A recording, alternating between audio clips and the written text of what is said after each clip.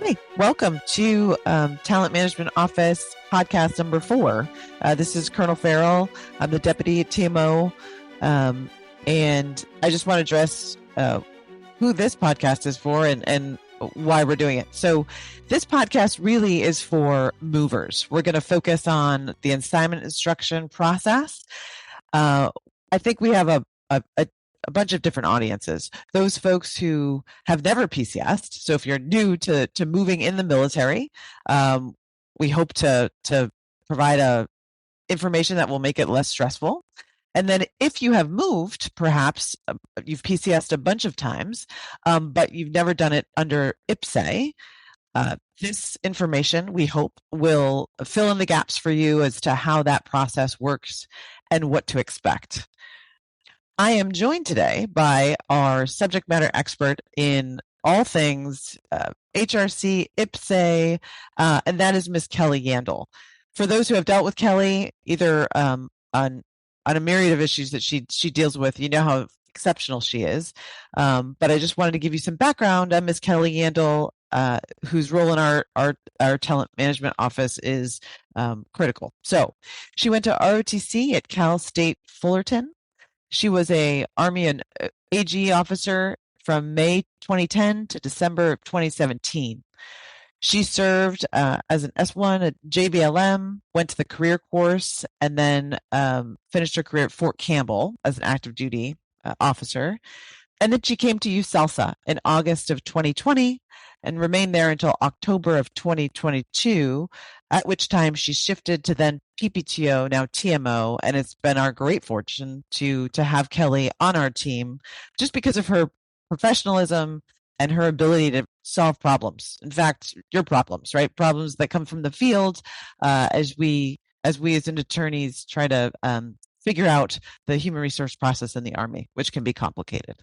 So just really fortunate to have Kelly with us today, and she'll talk primarily about assignment instructions, the process, and the EFMP considerations during your moves. So with that, I'll turn it over to Kelly. Yes, thank you. So really, I just wanted to go over the process of the assignments from when it's created until the officer receives their orders. And then we'll go into some of the responsibilities for each of the sections. And then we'll talk about some of the considerations during the assignment process. And then I would also like to discuss some EFMP issues. So first, let's talk about the assignment process. Now, assignment instructions are created outside of IPPS-A in a different system.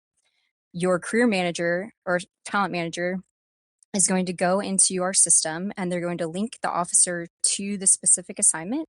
They're going to add any special instructions for that assignment, and then they release the assignment. Once it's released, it gets pulled in through a file into another system, and then it gets transferred into IPPS-A.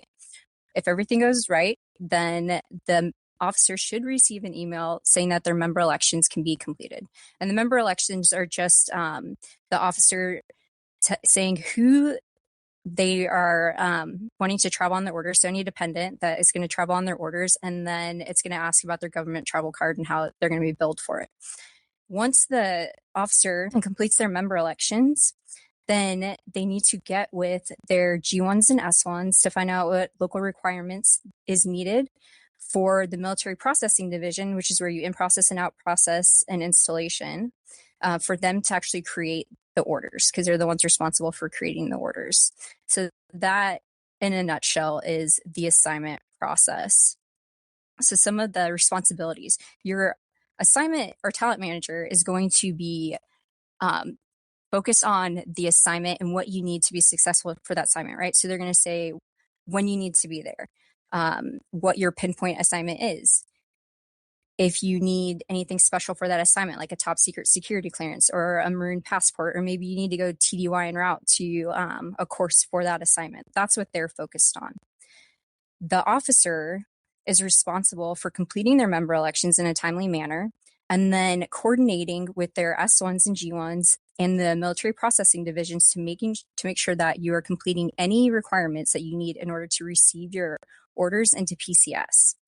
So for example, OCONUS, if you're going OCONUS, you have to clear EFMP and command sponsorship if you're trying to take dependents. And those can take anywhere from 30 to 60 days to get that clearance. You want to make sure that you are getting with the responsible agencies to make sure that you are doing what you need to meet all of those gates to get your orders and to arrive on time to your next assignment. Now, the Military Processing Division, they are the ones that determine your entitlements. That's anything really like pay related. They will look at where you're going, and from the Joint Travel Regulation, they're able to determine what entitlements you're supposed to get for that assignment. So anything really like pay related is going to be your MPD's responsibility. And also some other SMEs really like finance and then transportation can also be good sources of information for those entitlements.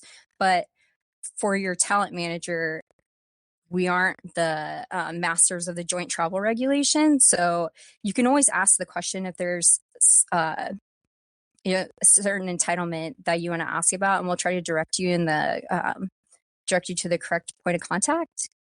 But we can't determine anything if we can't give you an entitlement if you are entitled it. Now, there are exceptions to policy, but those are not processed through us. They're normally going to be processed through the G1, but your MPD and your S1 should be able to help guide you through that process. But you can always ask the question and we'll try to help out too. Yeah, Kelly, if I could just jump in there, just as from a talent manager's perspective, when you develop we default to 15 July report dates. We get a lot of questions about, can I push it to the left? Can I push it to the right? That's a conversation that has to happen between the officer who's moving and they're gaining and losing units. So you want to coordinate with the SJAs on either end, or your leadership on either end to determine what dates will work for you. We don't dictate that. We can change it in the assignment instruction and then and maybe make changes in IPPS-A, but we don't dictate that. Similarly, if you have questions about, can I move my pets? Does the credit cars, movement of things? That's all your local MPD, not TMO. Thanks, Kelly. Yes, that is correct. Now, for the officer, you want to complete your member elections as soon as possible because the MPD can't start their process until you've done your member elections because they have to know who's moving and then how you're going to be billed in order to start filling in all the entitlements. So for the officer, if you want to speed up the process, just make sure that you're completing your member elections in a timely manner and that you're getting with your G1s and S1s to find out what other requirements you need to complete. Kelly, can you describe the member election for those that haven't done it before? So they get a notification email, go into IPPS-A via this link and fill out your member elections. Can you describe what that is? Yeah, so the member elections, it's going to ask you, it'll have a list of all your dependents if you have dependents, and then you have to hit yes or no whether you want them to travel with you. And then it's also going to ask you if you're a government travel card holder. And those are like the two main things with the member elections. So it's really like how you're going to be billed and then which dependents are traveling with you. Thanks. And so we talked about how the assignments are created outside of IPPS-A. So this creates a few issues, right? When your assignment transfers into IPPS-A, it's going to just grab any position that matches your rank in MOS. And if there isn't one open, then it's going to just try to grab any standard Access template just to get your assignment to process through IPPS-A. So when you get your orders, your duty title is most likely not going to be correct. And that's okay. You want to make sure that the location and the unit are correct. And once you get there, your S1 can then reslot you. And this is because we can't double slot. So if someone's currently serving in the position you're going to go into, you can't be slotted there until they move. And your S1 is responsible for unit slotting. So they'll be able to fix that when you get there. You don't need to worry about that. You're also going to receive an amendment to your current assignment. And that's just setting an end date to your current assignment so that it can start your next assignment. That's not anything to be concerned about.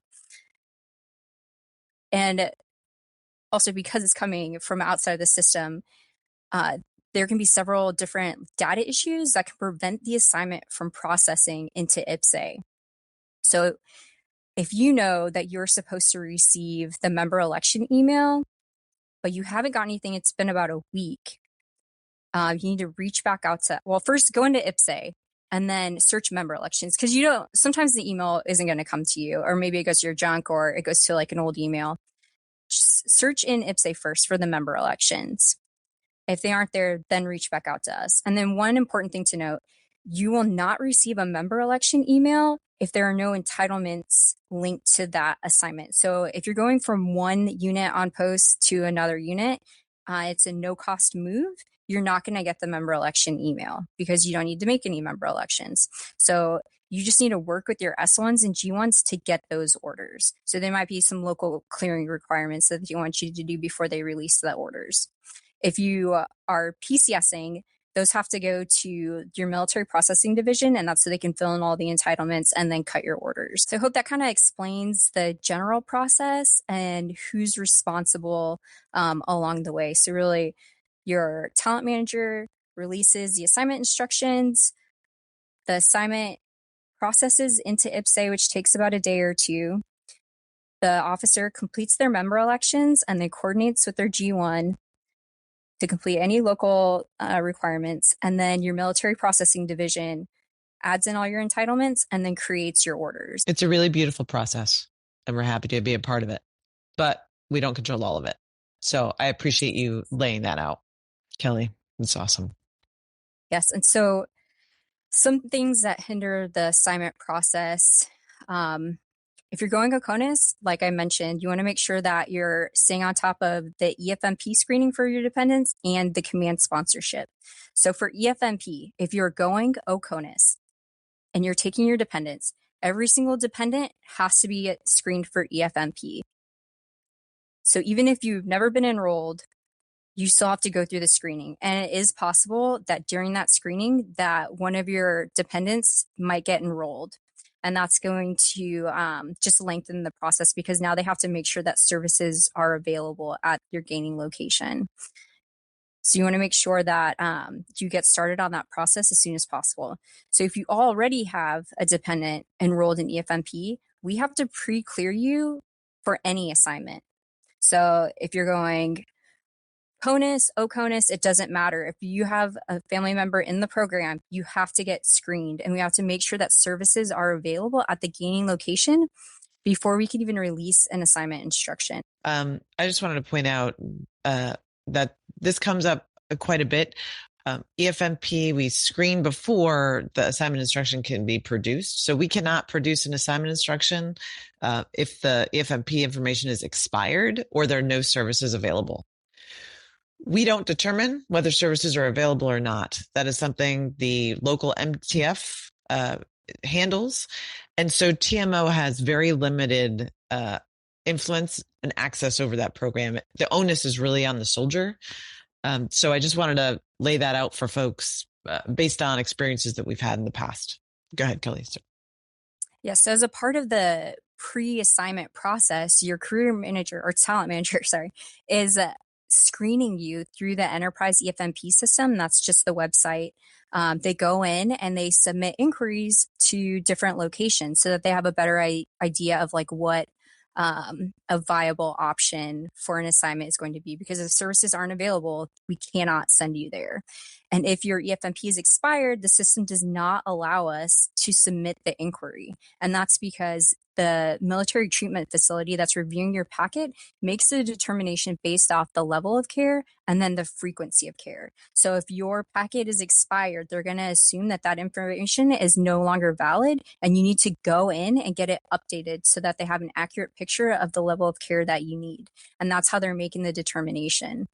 And like Colonel Farrell said, if it's a no, if services aren't available, like we cannot trump that. We cannot release an assignment instruction unless you have been pre-cleared.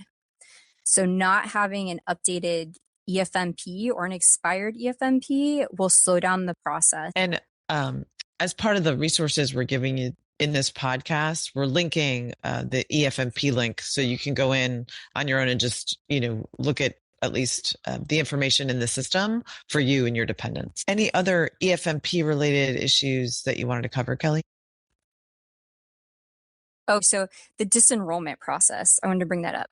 So you have to actively disenroll if you no longer think that your dependent needs to be enrolled in EFMP. Letting it expire does not remove you from the program. It's just going to hold up the process even more. You have to actively disenroll. So I just wanted to highlight that because a lot of people, I think, just let it expire and they don't realize that that doesn't pull them out of the program. And if you have questions as to, geez, should I be enrolled in the EFMP?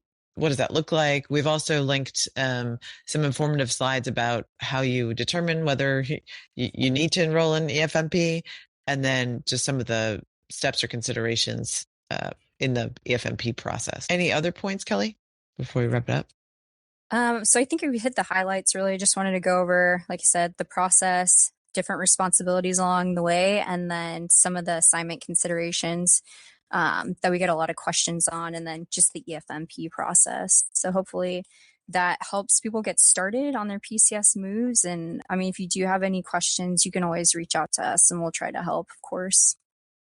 So thanks again for joining us on this 4th podcast. I know it's a lot of information, a lot of nuts and bolts, but hopefully for those of you who are going through the process, who have received assignment instructions from your talent manager, there's some good, useful information in here for you. We look forward to doing another podcast. It'll be boards focused, boards related here in the early spring. So look out for that. And to all of you in the field, we hope you have a wonderful holiday season. And we just thank you so much for all you're doing for soldiers everywhere. Thanks again.